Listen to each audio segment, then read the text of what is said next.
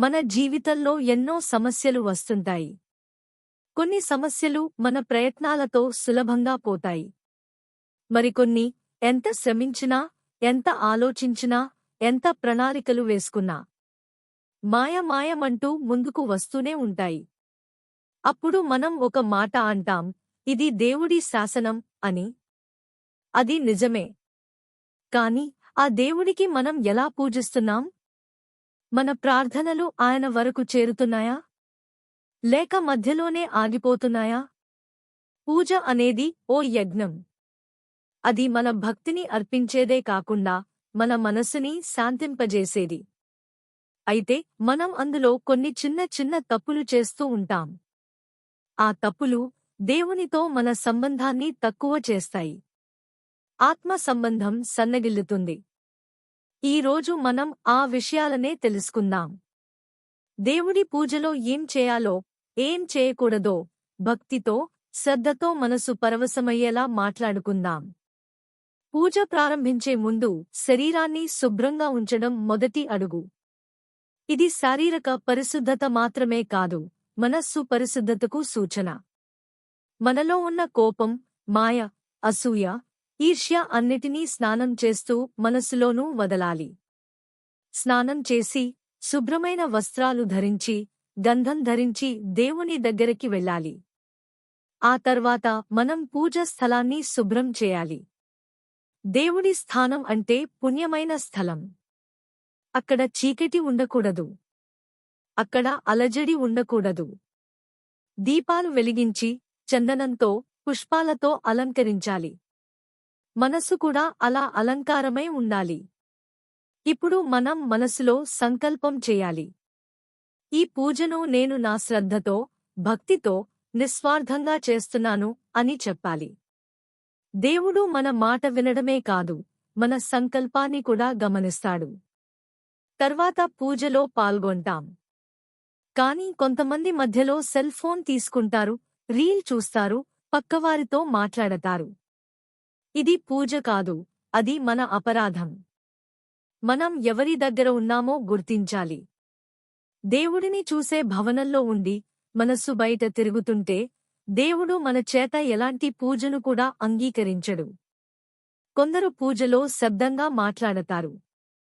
పొరుగు విషయం చర్చిస్తారు. అలా చేయడం వల్ల పూజా శక్తి తగ్గిపోతుంది. పూజ అనేది శబ్దాల గొడవ కాదు, అది మౌనంలో పుట్టే ధ్వని. మనం పుష్పాలు సమర్పించినప్పుడు మాటలు కాదు, మన హృదయం మాట్లాడాలి. దేవునికి తులసి, గంధం, దీపం ఎంతో ప్రీతికరం. తులసి పత్రం, గంధాన్ని శుభ్రంగా సమర్పించాలి. దీపం వెలిగించడం అంటే చీకటిని పారద్రోలడం మాత్రమే కాదు, మనలోని అహంకారాన్ని నాశనం చేయడమూ కావచ్చు. దీపం కాంతితో మన మనసు వెలుగుతుంటే దేవుడు మన వైపు చూస్తాడు. కొందరు పూజ సమయంలో పాత పువ్వులు తీసుకుని మళ్లీ ఉపయోగిస్తారు. ఒకసారి దేవునికి సమర్పించిన పుష్పాన్ని తిరిగి వాడకూడదు. అది అపవిత్రం. తాజా పుష్పాలే మనం అర్పించాలి. పూలు మన ప్రేమ సూచకాలు, పాత ప్రేమను దేవుడు కోరడు. ఇంకొంతమంది దేవుని ముందే చెప్పులతో వస్తారు. అది గౌరవం కాదే కాదు, అవమానం. మనం ఇంట్లో పెద్దవారి దగ్గర చెప్పులతో వెళతామా? దేవుడు మనకంటే గొప్పవాడు, అతనికి మనం మరింత గౌరవం చూపాలి. పూజను ఆలస్యం చేస్తూ చేయడం కూడా ఓ తప్పుడు ఆచారం. వేళ దొరకలేదు, తలకిందులైంది, ఇంకా లేవలేదు అన్న మాటలు భక్తిలో పనికిరావు. దేవుడి కోసం మనం సమయం కేటాయించాలి, అప్పుడు ఆయన మన కోసం దారి చూపిస్తాడు. పూజ సమయంలో మన దేహభాష కూడా శాంతంగా ఉండాలి. చేతులు గాఢంగా జోడించి ఉండాలి. ముఖంలో హాస్యం ఉండాలి. మనసులో ప్రణయ భక్తి ఉండాలి. పూజ అనేది లౌకికత కాదు, అది ఆత్మతో చేసిన అర్పణ. ఇంతకీ ఈ పూజలన్నీ ఎందుకు? మనసును నియంత్రించడానికి, జీవితాన్ని మృదుమైనదిగా మార్చడానికి. దేవుడు మనల్ని పరీక్షించడు. కానీ మనం మన జీవితాన్ని ఎలా తీర్చిదిద్దుకుంటామో ఆయన ఆ దారికి దివ్యదీపమై ఉంటాడు. ఒక పూజ నిబంధనను మనం పాటించకపోతే అది పెద్ద తప్పు కాదు. కాని అదే అనవసరంగా అలవాటైపోతే అది మన భక్తిని చెడగొట్టేస్తుంది.